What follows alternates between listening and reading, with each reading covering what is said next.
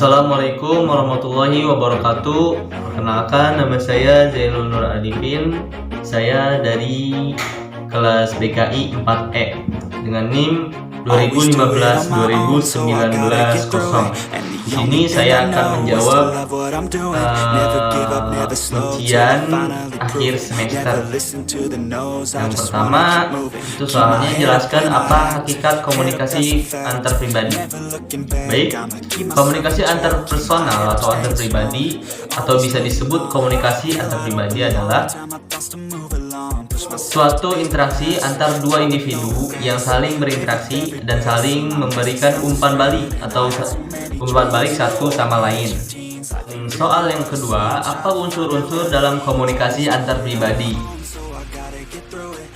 Unsur-unsur komunikasi antar pribadi itu komunikasi interpersonal bisa terjadi jika didukung oleh unsur-unsur komunikasi dengan berikut. Yang pertama adalah sumber. Sumber adalah pengirim suatu informasi. Yang kedua, pesan. Pesan adalah suatu informasi yang disampaikan kepada penerima. Nah, yang ketiga, media. Media adalah sarana yang digunakan untuk menyampaikan sebuah pesan. Yang keempat itu penerima. Penerima adalah pihak yang menerima pesan dari sumber.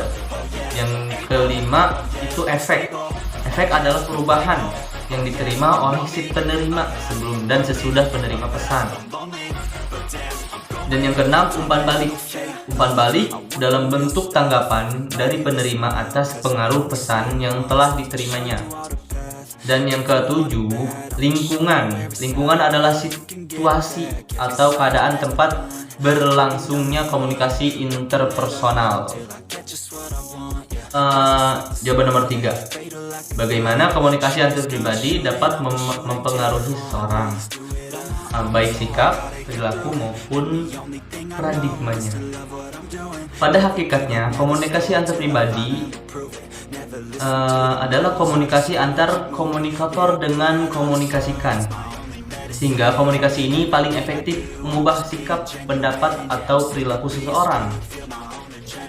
Nah, di sini juga ada efektivitas. Komunikasi antar pribadi mempunyai 5 ciri sebagai berikut.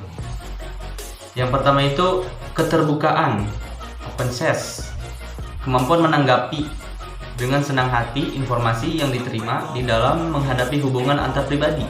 Dan yang kedua, empati, merasakan apa yang dirasakan orang lain. Yang ketiga itu dukungan, situasi yang terbuka untuk mendukung komunikasi berlangsung efektif. Dan yang keempat, rasa positif. Seseorang harus memiliki perasaan positif terhadap dirinya. Dan yang kelima, kesehatan. Yang kelima, kesetaraan. Pengakuan secara diam-diam bahwa kedua belah pihak menghargai, berguna, dan mempunyai sesuatu yang penting untuk disumbangkan. Dan juga komunikasi antar pribadi mempunyai peranan cukup besar untuk mengubah sikap. Karena hal itu, karena komunikasi ini merupakan proses penggunaan informasi secara bersama. Komunikasi berlangsung efektif apabila kerangka pengalaman peserta komunikasi tumpang tindih yang terjadi saat individu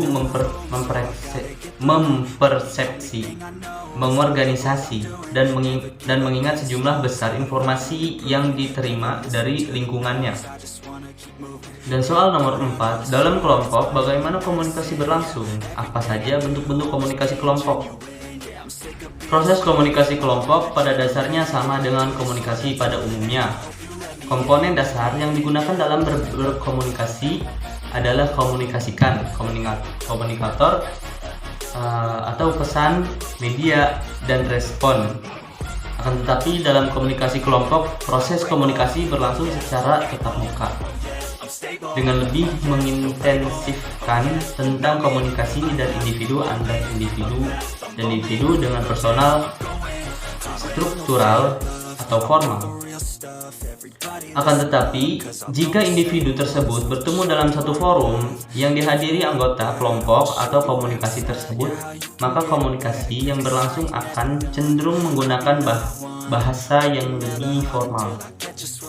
Di sini juga ada berbagai format diskusi, diantaranya adalah diskusi meja bundar, diskusi simposium, diskusi panel, diskusi forum, terus kolokium, diskusi prosedur parlementer, dan urutan pemecahan masalah kreatif, urutan diskusi, urutan berpikir relatif, diskusi pola solusi ideal, dan lain-lain.